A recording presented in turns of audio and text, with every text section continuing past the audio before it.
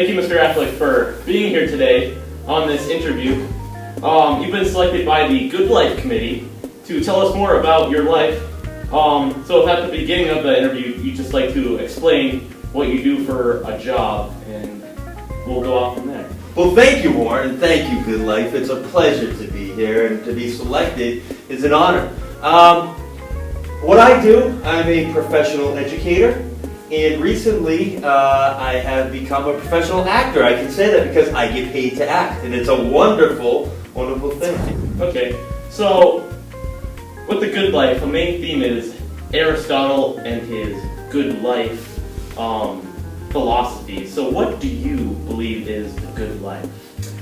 I think the good life is finding what fills your heart with joy and happiness and making a life out of it. So, and also surrounding yourself with people who make your life happy, whether that be professionally,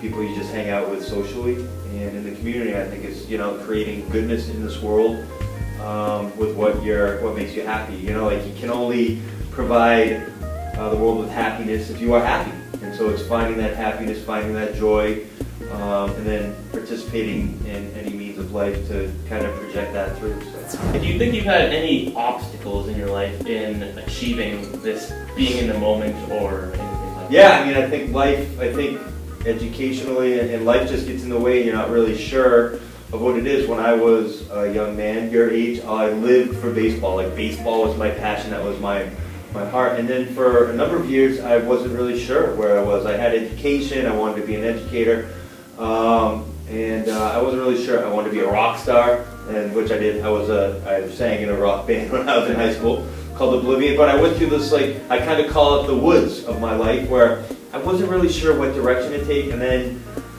the universe kind of put me in a direction towards acting. And I think, I kind of found that love and that heart and what I wanted to be with acting. And at first it was on stage and then in film. So that was I had the darkness where I was, and it wasn't dark because you're searching and you're trying to find something.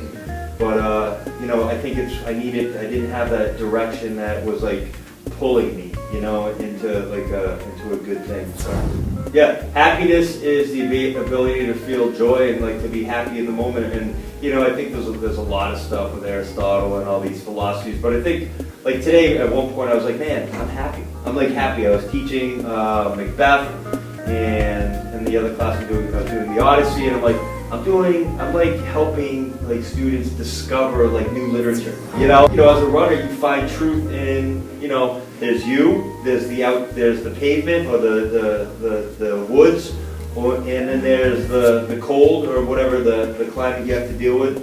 And you find when I was a runner, I go on and off with my running kicks, but your head clears and you find things, and you find what you need to do. And I don't get to mean all esoteric and weird philosophical, but I think you find it in the quietness. You find truth in quietness. So Benjamin Franklin once talked about the pursuit of happiness.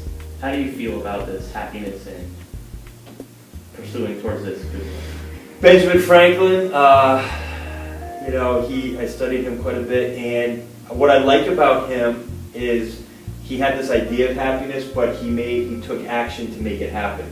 And if you ever look at his Benjamin Franklin's list of what he did during the day, he was very specific in how he led his life. He woke up at a certain point, he made time for lunch, or for breakfast, he made time to exercise, he made time to write.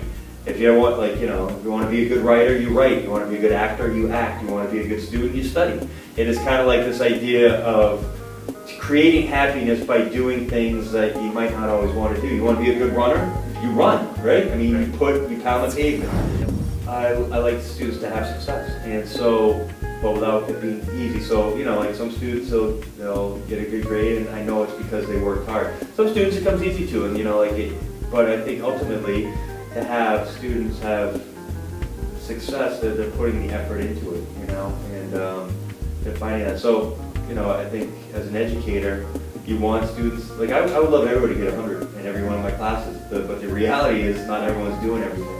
So, I think it's to see the greatest happiness as an educator that I see is when a student is struggles, and then they come for extra help or they get extra help, and then you see their study habits change, and they go from, one of my greatest at Bishop Brady, one of the greatest, I had a student who failed the first quarter, got a 60 the second quarter, 70 the third quarter, and she got an A the fourth quarter, a freshman. This was a couple years ago, because she figured out how to do it. Like that's to me ultimately the most satisfying thing to have students succeed.